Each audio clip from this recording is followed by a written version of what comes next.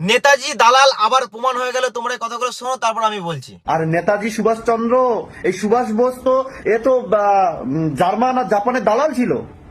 কোথাকার ইতিহাস পড়াচ্ছেন আপনারা? কোথাকার ধুমকি দিচ্ছেন? কোথাকার হুমকি দিচ্ছেন? কিসের ধুমকি দিচ্ছেন?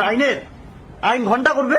আপনাদের সুভাষ বসু কিভাবে ভারতবর্ষের নেতাজি হলো? ও তো জার্মান আর জাপানের দালাল ছিল, আর সেই দালালটাকে আপনারা ভারতবর্ষের নেতা বলে আখ্যা দিলেন, নেতাজি বলে আখ্যা দিলেন। হায় রে বাঙালি, আর কবে প্রতিবাদ করবি? যে আমাদের নেতা, যে আমাদের দেশ স্বাধীন করার জন্য সব মানুষকে একত্রিত করেছে, তাকেই তো নেতা বলা হয়।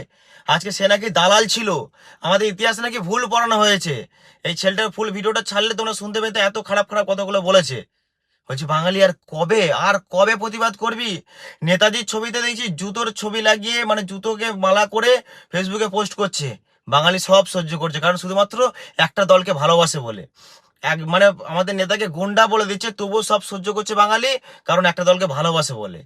নেতাজিকে মানে দালাল বলে দিচ্ছে আমাদের, তবু বাঙালি সহ্য করছে, কারণ একটা দলকে ভালোবাসে বলে। বলছি বাঙালি, আর তোমরা যাই কিছু বলো আর নাই বলো, এটা যদি কোনো মুসলমান হয়ে যেত না, কথাটা যদি বলতো না, তাহলে আজকে হিন্দু জাগরণ মঞ্চ প্রত্যেকটা বাঙালি মানুষ রাস্তায় নেমে যেত আর আন্দোলন করতো।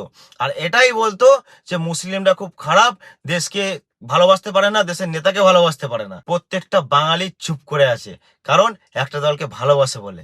আর নেতাজিকে আমরা মনে প্রাণে, এই গুন্ডাটাকেই কিন্তু আমরা মনে প্রাণে আমাদের নেতা ভাবি। তোমরা যাই বলো আর নাই বলো, এটাই হচ্ছে আমাদের দেশের নেতা। তোমরা কাকে ভাবলে, কাকে তৈরি করলে, ইতিহাস পাল্টালে, আমাদের কিছু যায় আসে না। আমাদের নেতা এই একজনই, নেতাজি সুভাষচন্দ্র বসু।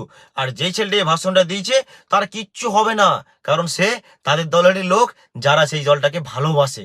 কারণ কি, নেতাজিকে গুন্ডা বললেও তাদের কিছু যায় আসবে না। মিলিয়ে দেখে নাও, এই ছেলেটার কিছুই হবে না।